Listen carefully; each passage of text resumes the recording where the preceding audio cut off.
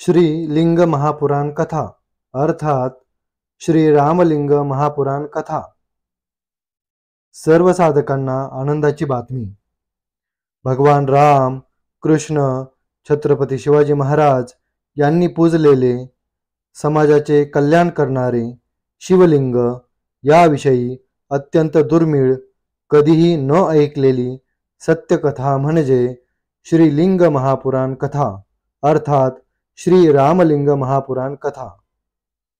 साधक हो, व्हीबीके ट्रस्टचे श्री अमृतमंथनेश्वर कल्किदत्त मंदिर, पाषाणवाडी, शिरूर, घोडनदी, जिल्हा पुणे, महाराष्ट्र येथील पंडित चतुर्वेद सायंटिस्ट श्री वत्सवक्षा भगवंत परमहंस परिव्राजकाचार्य श्री काशी विश्वेश्वरानंद सरस्वती महाराज यांच्या अमृतवाणीत श्री लिंग महापुराण कथा अर्थात श्री रामलिंग महापुराण कथा दररोज सायंकाळी 7 ते 8 या वेळेत अवश्य लाभ घेणे।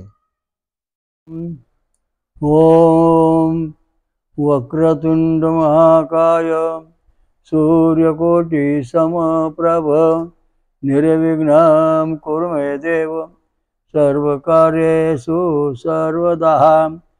ओम गुरु ब्रह्मा गुरु विष्णु गुरुदेवो महेश्वरा गुरु साक्षात् परम ब्रह्म तस्मै श्री गुरवे नमः।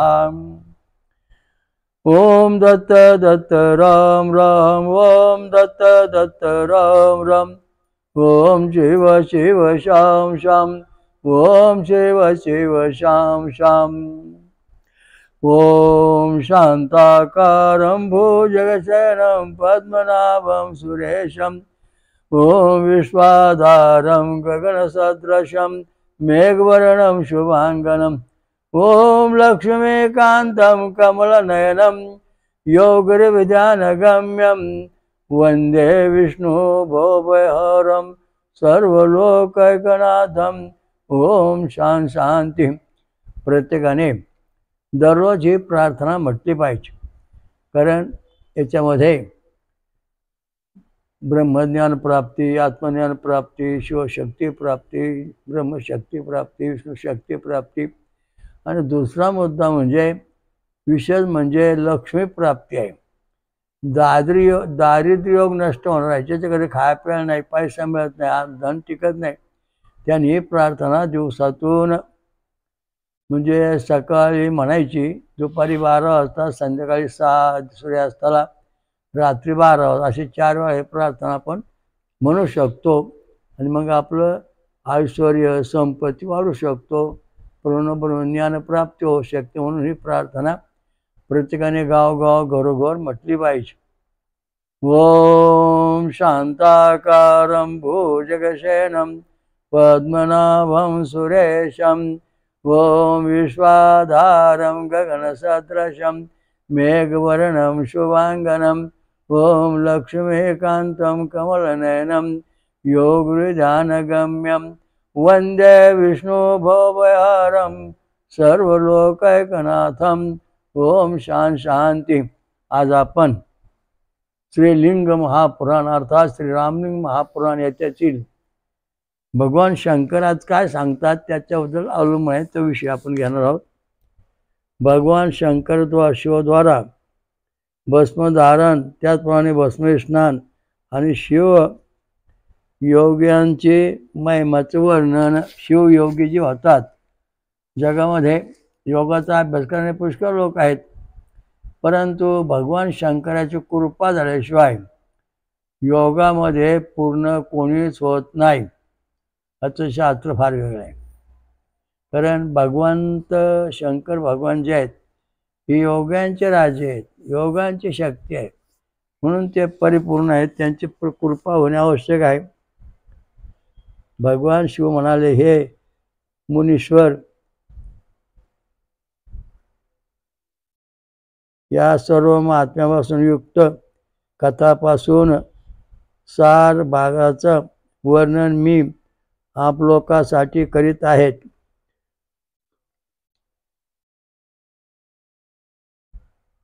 सोमाचे कारण स्वरूप अग्नी मी आहे, त्याप्रमाणे अग्निसंयुक्त सोम भी सुद्धा मीही आहे. या लोकात भारतवर्षात राहण्यासाठी कारण सर्वासाठी कर्मांचे फक्त फल अग्नीमार्फत ही धारण केले जात आहे.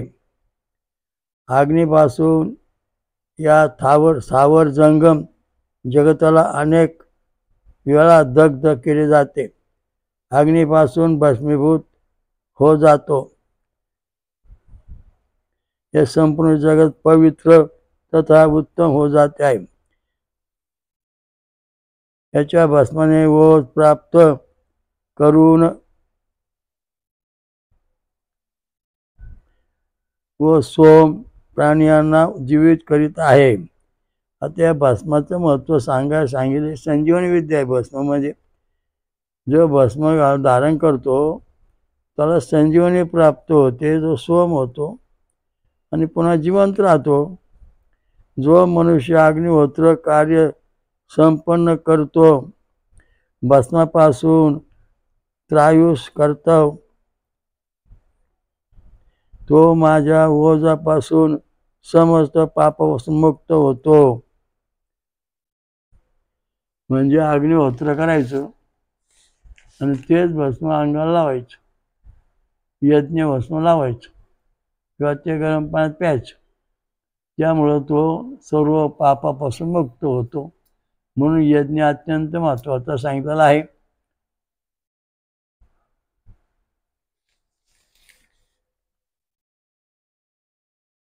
हे भस्म प्रकाशित करत आहे, कल्याण संपादित करीत आहे, समस्त पापांचा नाश करीत आहे. येथे यासाठी याला भस्म म्हटलेलं आहे.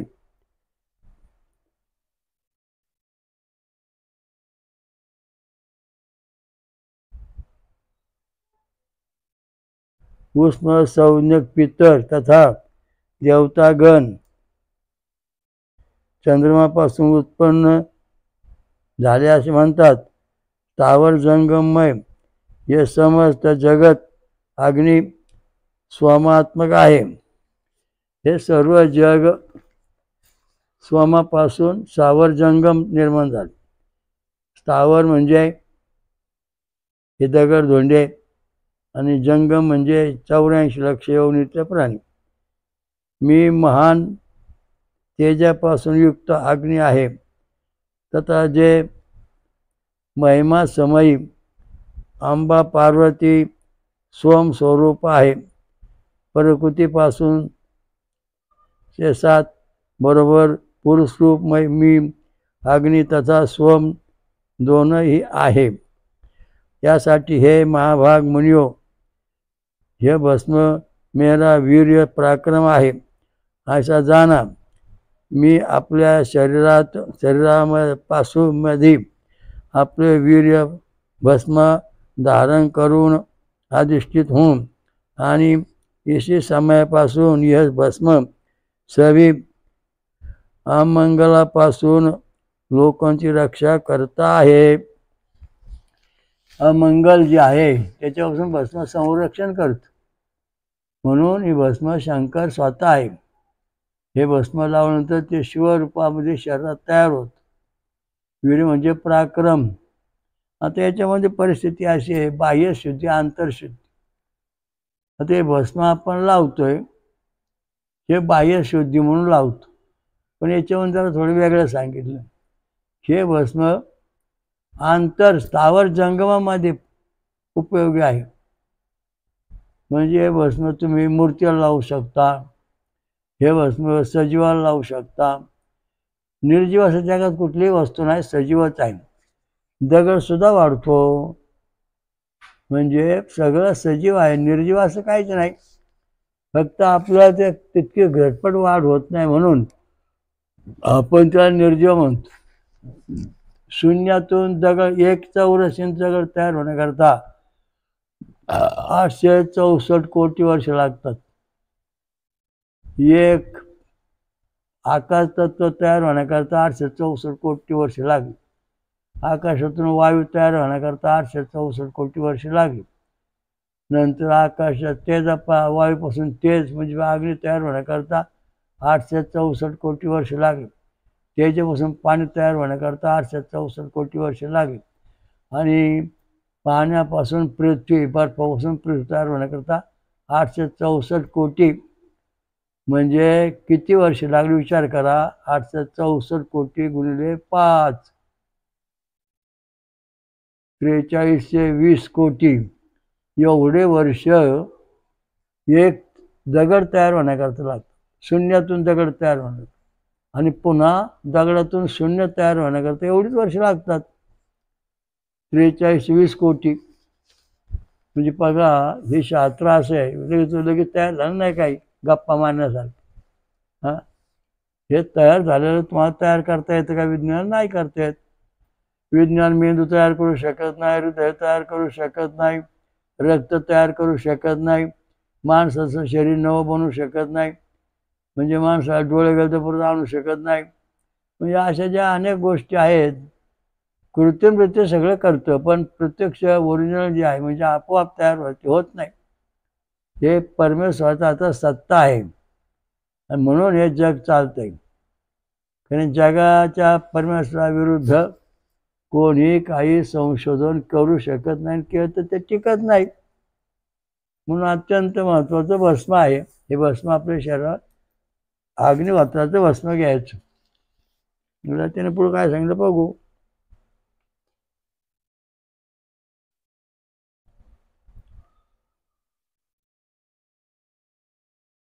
हा तो हे महाभाग मुनियो, हे भस्म माझे वीर्य आहे असे जाणा. मी आपल्या शरीरात आपले वीर्य भस्म धारण करून अधिष्ठित आहे. समयापासून हे भस्म सर्व अमंगलपासून लोकांचे रक्षण करीत आहे. हा महत्त्वाचा मुद्दा आहे. म्हणजे भस्म लावल्यानंतर मनुष्य पवित्र झालं बाह्यांग. अंतरांग शुद्धी होण्याकरता वेदाचे मंत्र, छंद आणि स्वर गायले पाहिजेत. सामवेदामध्ये मंत्र म्हणले पाहिजेत. भगवान शंकर डोक्यावर सोम म्हणजे चंद्र आहे, म्हणून ते भगवान शंकर म्हणतो मी सोम आणि मी चंद्र दोन्ही एकच आहे. या भस्मापासून सूतिकाग्रह को भी रक्षा की जाती है. सूतिकाग्रहांची सुद्धा रक्षा केली जाते, संरक्षण केले जाते. सूतिकाग्रह म्हणजे ज्या ठिकाणी संतती निर्माण होते असे जे दवाखाने आहेत, त्या ठिकाणी हे भस्म त्या स्त्रियांचं संरक्षण करतं संतती होण्याकरता. डिलिव्हरीमध्ये ते भस्म कार्य करतं. असं जी स्त्री भस्म वापरत असन तिला डिलिव्हरीच्या वेळेस अजिबात त्रास होत नाही, असं भगवान शंकरांनी या ठिकाणी सांगितलेलं आहे. जो मनुष्य क्रोध तथा इंद्रियांना जितून भस्म स्नान करून पवित्र अंतर्गणवाला झाला असेल, तो माझा सानिध्य प्राप्त घेतो, पुनर्जन्मापासून मुक्त होतो. पार्श्ववृत्त योगशास्त्र तथा कापिल सांख्यशास्त्राची रचना मी केलेली आहे.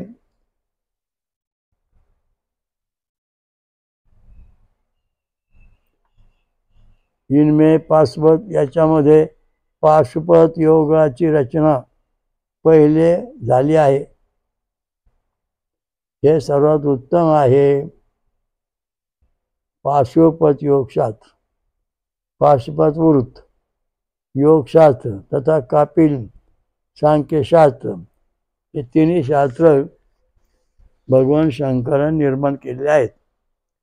आश्रम संबंधी शिल्लक सर्व शास्त्र स्वयंभू ब्रह्माजीपासून मार्फत नंतर रचून झालेले आहेत. लज्जा मोह तथा भयापासून युक्त हे सृष्टीला रचनामयने मीच ही निर्माण केलेले आहे. देवता त्यात मुनिगण नग्नही उत्पन्न होते आहे. मुनिगण तथा देवता मुनिगण नग्न ही उत्पन्न होतात. लोकात अन्य जो मनुष्य आहे वस्त्रविहीन अवस्था उत्पन्न होत आहे. इंद्रियों पर विजय प्राप्त न केल्यानंतर लोक सुंदर वस्त्र धारण करून सुद्धा मग नग्न आहेत. आणि इंद्रियजनित लोक नग्न रहते हुए भी वस्त्र ढके हुए सुद्धा वस्त्र हेतु नाही नाना जाता गया आहे. म्हणजे नागा साधू आणि सांसारिक माणसं ही सर्वांची अवस्था आहे. ती अवस्था एकच आहे, फरक काहीच नाही. म्हणजे जन्माला येणाऱ्या दोघांची अवस्था सारखीच आहे. हा कपडे न घालताना फिरतो, हा नागा संन्यासी. आणि संसारी माणसं कपडे घालून फिरतात, परंतु त्यांची शरीराची आंतरिक रचना याच्यात काय बदल होत नाही, म्हणून नवीन अवस्था आहे असं भगवान कृष्ण शंकराने साधूंना सांगितलं.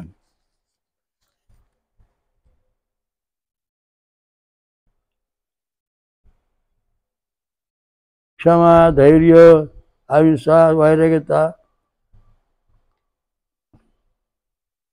नाना प्रकारचे मान अपमान, समानता, उत्तम आवरण म्हटले आहे. मान अपमानात समानता उत्तम आवरण म्हटले आहे. मान अपमान रात्री व्यायचं नाही, कारण आपल्या अपमानामध्ये काही बदल झालेला नाही. भस्म स्नानाच्या मार्फत संपूर्ण शरीरात भस्माचे अनुलोपन करून मनापासून शिवाचे ध्यान केले पाहिजे. हजारो प्रकारचे कुकृत्य करणारा सुद्धा यदि जो कोई मनुष्य भस्मापासून स्नान करतो तो आपले सभी पापापासून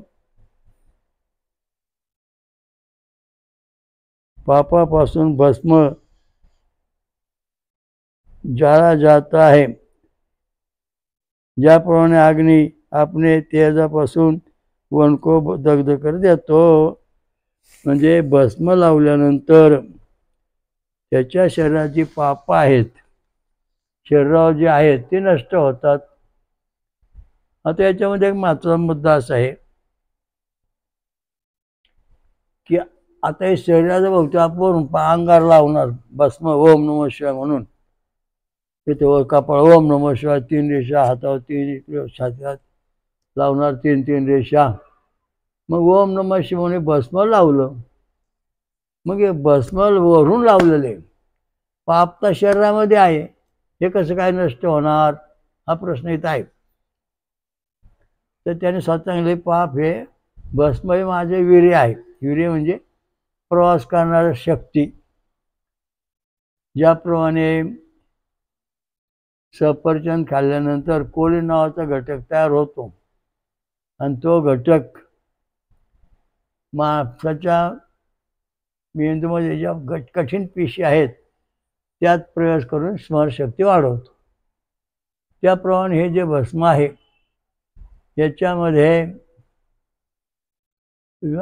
याच्यामध्ये परमेश्वर शिवशंकरी शक्ती तयार होते. आणि शक्ती तयार झाल्यानंतर हे भस्म त्वचेतून शरीरात प्रवेश करतं. हा इथं महत्त्वाचा मुद्दा आहे. आता तुमचं डोकं दुखतंय आणि तुम्ही जर डोकं दुखतं तर पांढरं भस्म घ्या आणि कपाळाला ओम नमः शिवाय म्हणून तुमचं डोकं लगेच उतरायला लागतंय. कारण का तर त्या शरीर भस्मामध्ये अशी दैवी शक्ती आहे शंकराची की ते भस्म वीर्य स्वरूप म्हणजे दिव्य स्वरूप बनवून शरीरात प्रवेश करतं. आणि शरीरामध्ये ज्या पेशी रक्तपेशी आहेत किंवा जे हाडं काडं आहेत सगळ्यांना दुरुस्त करतं, सर्व ठिकाणी कुठे पाप राहून देत नाही. हे शंकर भगवानाचं भस्माचं महत्त्व आहे. आणि ते ज्याला कळलं त्याला उत्तम मार्ग आहे. व ते म्हणतो ते भस्मापासून पाप फिरतंय, मग रोज तुम्ही पाप करणार भस्मा अंगाला लावणार, मग खरंच पाप रोज फिटणार का हा प्रश्न उपस्थित होतो. रोज लफडे करणार, रोज आंघोळ केलं लावलं बस संपलं पाप, पुढं लावलं बसणं संपलं पाप, असं होतं का? आता हा जो प्रश्न आहे हा अत्यंत गहन प्रश्न आहे ऋषींच्या पुढं. तर ऋषींच्या मनात ही शंका आलेली आहे की हे भस्म आपण लावलंय, मग आपल्या शरीरात समजा संसारी माणसं अमुक आहे यांनी सगळी सतत पाप करणारी, मग सकाळी आणि भस्म लावल्यानंतर हे पाप शरीरात बाहेर जातात का? आता साधी गोष्ट आहे, तुम्ही पाणी तापायला ठेवलं की पाण्याची वाफ व्हायला लागते, ती वरवर जाते. तसे भस्म कपाळाला किंवा अंगाला लावलं तर शंकराची जी ज्योत आहे, दिव्य शक्ती आहे, ती आपल्या शरीरात तयार होते. आणि ती जर भरपूर तयार झाली तर आपल्या शरीरातली पाप निघून जातात, जळून जातात, थांबत नाहीत. अशा दृष्टीने भस्माचं महत्त्व सांगितलेलं आहे. या अंधश्रद्धा नाही, सत्यश्रद्धा आहे. एक जण म्हणला महाराज हा लय पापी आहे. मी म्हणलं ठीक आहे, तुम्ही आपलं ईशीजी काढा. ईशीजी काढा, 4था नंबर शंकर भगवंताचा आहे. तो भरला 3 mm, एकाचा भरला 5, एकाचा भरला 7. म्हणलं ठीक आहे, तुम्ही आता काय करा, रोज आंघोळ करा, स्नान करा आणि त्याच्यानंतर ओम नमः शिवाय म्हणून कपाळाला छातीला भस्म लावीत चला. त्याप्रमाणे त्यांनी 3 महिने भस्म लावलं, ब्रह्मचार्य व्रत पाळलं, जुनी पाप सगळी नष्ट झाली आणि शरीरातले जे काळे काम 3 होते ते 7, 8 वर आले, 10 झाले. मग 100% शरीरामध्ये पुण्य आलं, पाप संपलं. म्हणजे आपल्या शरीरामध्ये भस्मापासून काय परिणाम होतो याचं संशोधन आपण केलेलं आहे, अनेक लोकांना करायला लावलेलं आहे. आणि त्याप्रमाणे तुम्ही केल्यावर तुम्हाला पण कळेल की आपल्या शरीरात भस्म लावल्यानंतर किती फरक होतो. आता काही एकदा तर धड करायचं, मग आपलं यज्ञातलं भस्म, अग्निहोत्राचं भस्म त्याला दिलं आणि म्हणलं गरम पाण्यात पे आणि कपाळाला लाव पाणी पे, गरम पाण्यात. ते पेल्यानंतर एक 5-10 मिनिटातच त्याचं काही धडधड करायचं थांबलं, कारण त्याच्यामध्ये अग्निहोत्रातून भगवान शंकराची शक्ती शरीरात उतरली. हा महत्त्वाचा मुद्दा. हे जे आपल्या धर्मामध्ये काही निर्णय विधी सांगितलेले आहेत याला सुद्धा शास्त्रीय पुरावा वेदामार्फत आपण शोधून काढलेले आहेत. जसं वेळ आहे तसं तुम्हाला सांगतो. आपल्या शरीरामध्ये जी छाती 6 बटणं 1, 2, 3, 4, 5, 6 त्याच्यामधला 4था नंबर जो व्होल्टेज आहे तो भगवान शंकराचा आहे. आणि तो किती आहे ते पहिलं तपासून पाहायचं ईशीजी काढून. हा तो तुमचा 4 आहे किंवा 5 आहे, म्हणजे 50% शक्ती शंकर तुमच्याकडे आहे, 50% नाही. मग तुम्ही रोज भस्म लावलं, पूजा केली, स्त्री पुरुषांनी, हा सगळ्यांना अधिकार आहे. नंतर कपाळाला भस्म लावलं, नंतर आपल्या दोन्ही दंडावरती खांद्यापाशी हातामंडळात भस्म लावलं, नंतर छातीला दोन्ही बाजूला लावलं, पिंपीशी भस्म लावलं. असे भस्माचा विधी पूर्ण झाला. नंतर 3 महिने परत त्याचा ईशीजी काढून पाहिला, तेव्हा त्या भस्माच्या जे कण आहेत त्यातून जे काही शरीरामध्ये दैवी शक्ती प्रवाहित झाली, इलेक्ट्रॉनला सहाय्य झालं आणि मग ते कार्डिगाम जे होते 3 नंबर 4था तो 6 ते 10 mm, म्हणजे जवळजवळ 100% आला. म्हणजे शरीरातली सगळी पाप नष्ट झाली त्याचा अर्थ. म्हणजे भस्माचा परिणाम कसा होतो, देवाच्या भक्तीचा परिणाम कसा होतो आपण पाहतो. बाह्यशुद्धी आणि आंतरशुद्धी हे 2 मार्ग आहेत. तर बाह्यशुद्धीमध्ये आपण आता भस्म लावलं, मग आंतरशुद्धी करता भस्म लावताना भगवानचं ओम नमः शिवाय नाव घेतलं, हे अंतर्शुद्धी. भजन कीर्तन जागरण गोंधळ हे जे आपण करतो हे सगळं अंतर्शुद्धीची लक्षणं आहेत. हरिपाठ हे अंतर्शुद्धीचे लक्षण आहे. सुंदर ते ध्यान उभे विटेवरी करकटेवरी ठेवून, हा जे असे अभंग आहेत हे अभंग आंतर शुद्धी करतात. किंवा ओम भू ओम भू ओम भुवा ओम स्वा ओम महा ओम जना ओम तपा ओम सत्यम ओम तत्सवितुर्वरेण्यं भर्गो देवस्य धीमहि धियो यो नः प्रचोदयात्, असं जेव्हा म्हणतो अंतर्शुद्धी होते. किंवा ओम दत्त दत्त राम राम ओम दत्त दत्त राम राम ओम शिव शिव श्याम श्याम ओम शिव शिव श्याम श्याम, हे अंतर्शुद्धीचं लक्षण आहे. अंतर्शुद्धी करण्याकरता आपल्याला भजन कीर्तन जागरण गोंधळ गायत्री मंत्र वेद मंत्र याच्यातला कुठला तरी एक भाग चांगला करावा पाहिजे, म्हणजे आपल्या शरीराची अंतर्शुद्धी झाली. ज्याप्रमाणे पाण्यामध्ये वर कचरा साचलेला असतो, पण दगड फेकून मारला का तिथं कंपन तयार होऊन तो कचरा पाण्यातला कचरा कळर येऊन लागतो आणि पाणी स्वच्छ तयार होतं. तशा प्रकारचा हा ध्वनी आहे. ओम कम खम गम घम ओम आमी मी रु लु लु याय ओम हा ओम कम खम गम घम नम चम ढळक्षात नम, हे जे ध्वनी आहेत ते आपल्या शरीरामध्ये ठळक ठळक ठिकाणी होतात. तर त्या ठिकाणी ध्वनी निर्माण झाल्यानंतर अंतर्शुद्धी होते, तशी अंतर्शुद्धी होत नाही. भजन करणारे स्त्री पुरुष खुश असतात कारण त्यांची अंतर्शुद्धी झालेली असते.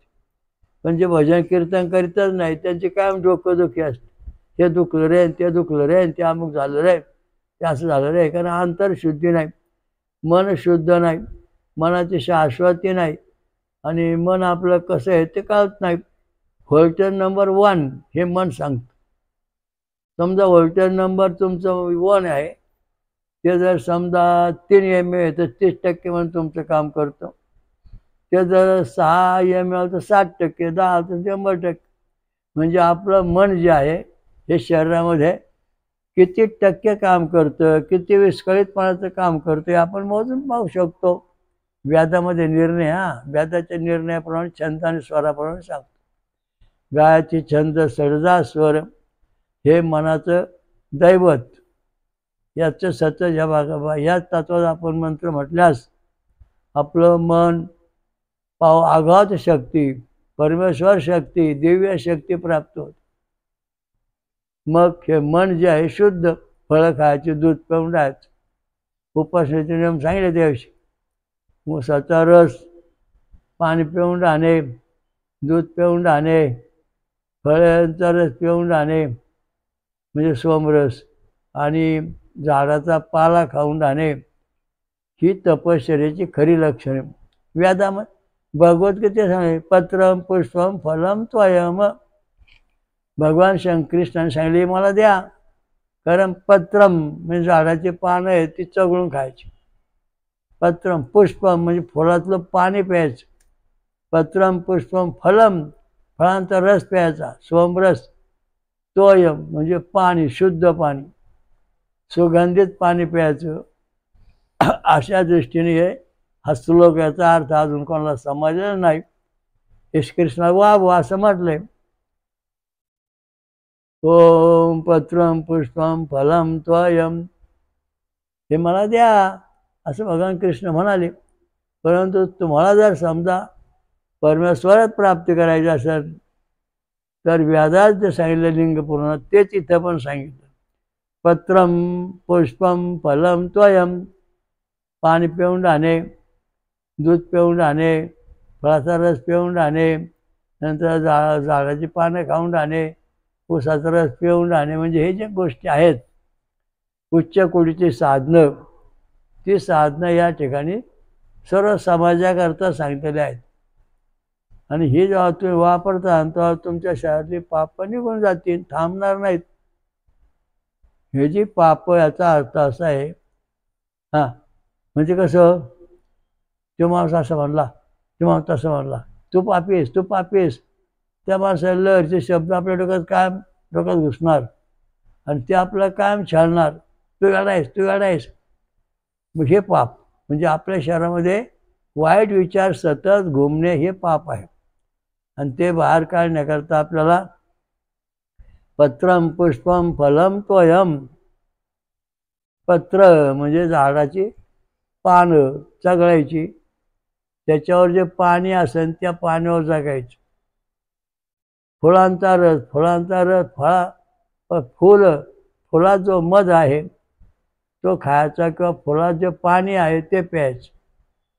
एक प्राणी असा आहे होल्ले म्हणून, होल्लोम. तर तो काय करतो, जमिनीवर बसत नाही आणि झाडावर राहतो. तो पाणी पित नाही आणि तो फक्त फुलांचं पाणी पिऊन जगतो. म्हणजे असे काही प्राणी आपल्या पृथ्वीवर आहेत. नंतर पत्रम पुष्पम फलम तोयम. पत्रम पुष्पम, आता फळं जी फळं आहेत सोमरसाची, ती सगळी फळं आपण खायची. त्याच्यामध्ये आपल्याला जीवनसत्व, नंतर जीवनसत्व मिळते, नंतर खनिज मिळते, नंतर अमोनिया ॲसिड्स मिळेल आणि सगळे मॅग्नीज वगैरे सगळे घटक जे आहेत ते मिळेल पोटॅशियमसारखे. त्यामुळे जीवन समृद्ध सुखी होणार. आणि हे साधन केल्यानंतर हे सर्वात उच्च साधन सांगितलेलं आहे. वेदात काय सांगितलं, ओम अग्निषी पवमाना पांजन्या पुरोहिता तमीमहे महागयम. ब्राह्मण, क्षत्रिय, वैश्य आणि क्षुद्र, अतिक्षुद्र यांना धर्माचं ज्ञान करण्याचा अधिकार आहे. परंतु इथं सांगितले पत्रम पुष्पम फलम तोयम, या नियमाप्रमाणे त्याने अभ्यास केला पाहिजे. म्हणजे त्याचं आचरण परशुद्ध पवित्र झालं. आणि भस्म धारण करायचं म्हणजे 100% तो देव बनला, जिवंतपणे देव होणार. मेलं देव होत नाही माणूस, मेल्यानंतर देव नाही होत, जिवंतपणे. कारण मटकी जी आहे ते भिजू घातल्यानंतर तिला कोंब येतं, मटकीला मोड येतात. पण ती भिजू न घालताना तसे जर समजा टाकळी जाळून तर तिचा विकास होणार नाही. तशा प्रकारचं मानव जो आहे त्याला आपल्या जिवंतपणेच आपला विकास करून घेता आला पाहिजे. मग ते सोपा विकास म्हणजे भस्मधारण. भगवान शंकराचं भस्मधारण केल्यानंतर ही गोष्ट आपल्याला प्राप्त होते.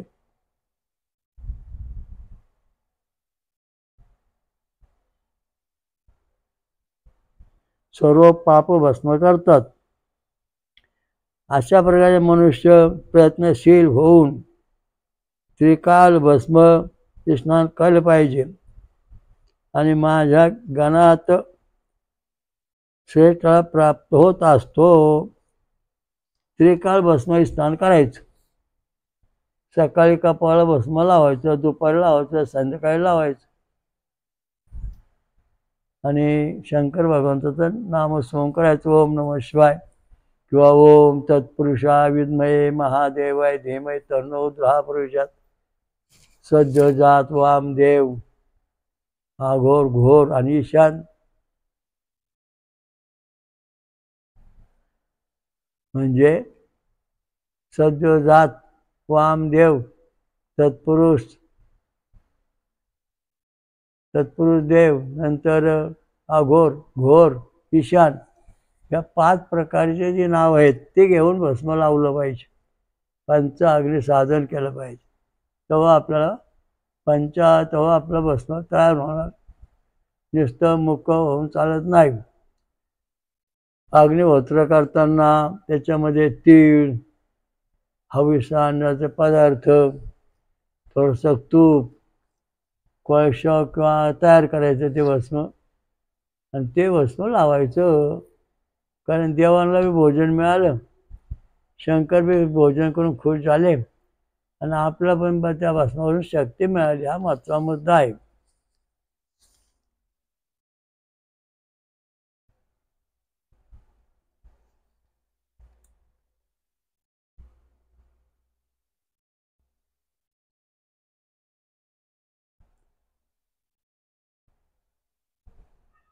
जो मनुष्य उत्तम रूप धारण करून समस्त यज्ञ संपन्न करतो, महादेवाच्या लीला विग्रह चिंतन करतो, त्याची आराधना करतो, तो अमृतत्व म्हणजे मोक्षाला प्राप्त होतो.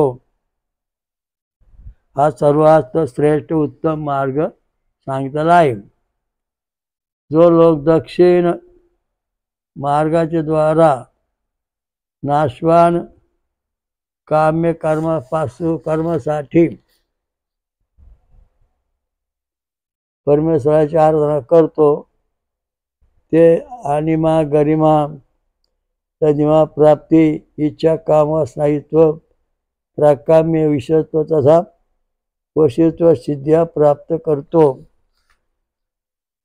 दक्षिण मार्ग आणि वाम मार्ग दोन आहेत. त्याच्यामध्ये दक्षिण मार्ग म्हणजे फळ खाऊन दूध पिऊन राहणे, उत्तम वृत्त करणे दक्षिण मार्ग. वाम मार्ग म्हणे वाकड्या तिकडे राहून देवाची भक्तीची सिद्धी प्राप्त होत नाहीत. इंद्र आदी सर्व देवता काम्य वृत्ताचे आचरण करून परम ऐश्वर्य प्राप्ती करून अपरिमित तेजस्वी झाले आहेत.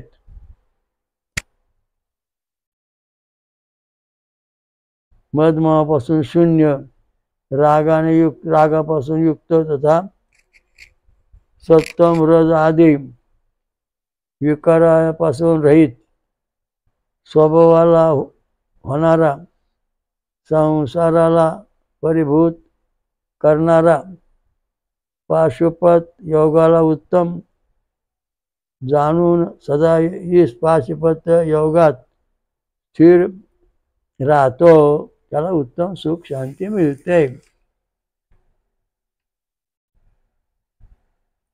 सर्व इंद्रियांना जिंकून जितेंद्र होऊन जो मनुष्य पवित्र मनापासून सर्व पापांचा नाश करणारा या पाशुपत योगाचा ध्यानपूर्वक श्रद्धाभावापासून पाठ करतो, सर्व पापापासून रहित विशुद्ध आत्मावाला तो प्राणी रुद्रलोकात प्राप्त होतो, रुद्रलोकात जातो. महादेवाचे हे वचन ऐकून ब्राह्मणामध्ये श्रेष्ठ वशिष्ठ आदी वे सभी मुनी आपल्या अंगामध्ये पिताभ श्वेत भस्म लावायला लागले. इच्छारहित वे मुनिगण कल्पाच्या अंतात शंकराला तेजापासून प्रभापासून रुद्रलोकात उपस्थित झाले. नंदी म्हणाला, हे सनकुमारजी, आता मलिन विकृत रूप संपन्न वाले जसे रूपात महान योगेंकी शंका करून त्याची निंदा न केली नाही पाहिजे, अपितु करून त्यांची पूजा केली पाहिजे. अधिक सांगण्याची काय आवश्यकता नाही. दृढ वृत्तवाले भगवान शिवाचे द्विजश्रेष्ठ ब्राह्मण भक्त ते मलिन जरी असले, मलिन किंवा न हो, पुरे प्रयत्नापासून शिवाची ही भांती त्याची पूजा करणार पाहिजेत, त्यात काही संदेह नाही, म्हणजे त्यानुसार सुटका मिळते. याप्रमाणे मुनी दधीच शिवाची भक्तीपासून देवदेव नारायणाला जितकर लोकात प्रति झाले, इसमें कोई संदेह नहीं.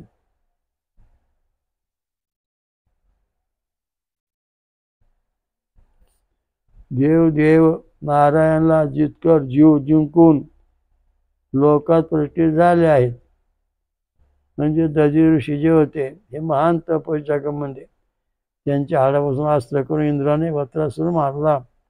शिरूर क्षेत्रामध्ये दधी ऋषींचं मंदिर शिरूरमध्ये आहे, देवळेश्वर म्हणून रामलिंगाजवळ. त्याचा अवश्य लाभ घ्या. तिथं अश्विनीकुमार आहे. नंदिकेसारखे शेळ असून त्यांचं तोंड घोड्यासारखं आहे. शिवलिंग पण घोड्याच्या आकाराचं असून 2 लिंग आहेत. ती दोन्ही लिंग अश्विनीकुमाराचे आहेत. त्याचा पण आपण उपयोग केला पाहिजे, पाहिलं पाहिजे, ध्यान दिलं पाहिजे. हा इतिहास आहे.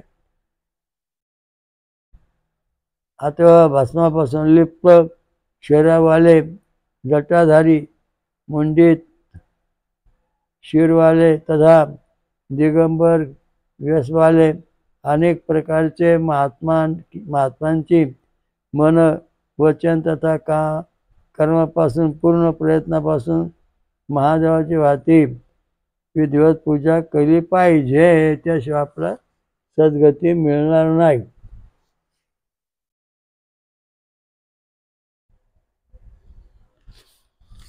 ओम दत्त दत्त राम राम, ओम दत्त दत्त राम राम, ओम शिव शिव शाम शाम, ओम शिव शिव शाम शाम, ओम दत्त दत्त राम राम, ओम दत्त दत्त राम राम, ओम शिव शिव शाम शाम, ओम शिव शिव शाम शाम, ओम दत्त दत्त राम राम, ओम दत्त दत्त राम राम, ओम शिव शिव शाम शाम, ओम शिव शिव शाम शाम, ओम स्वयंभू अमृतमंथन कलकत्ता महाराज की जय, स्वयंभू महापंसागरेश्वरी महादुर्गा शाकंभरी माता की जय, ब्रह्मशास्त्री ऋषि महासती अनुसया माता की जय, सर्व साधु संतन की जय, धर्म की जय. हरिओम दत्त. ओम शांती शांती शांती.